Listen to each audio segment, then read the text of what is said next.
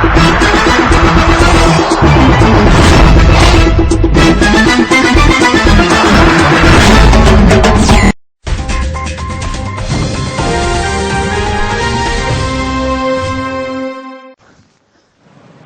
آل جموں کشمیر مسلم conference اور سابق وزیر اعظم آزاد کشمیر سردار عتیق احمد خان صاحب نے تھوراڑ میں الحاق کے پاکستان یوتھ کنونشن سے خطاب کیا.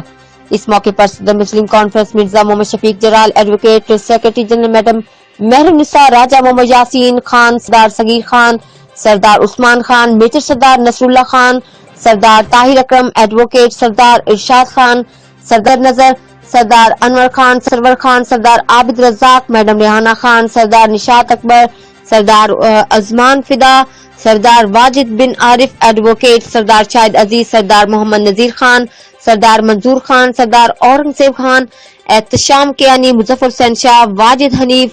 ساجد برزاق، طاہر سلطان، سردار نیئر اور دیگر نے بھی خطاب کیا.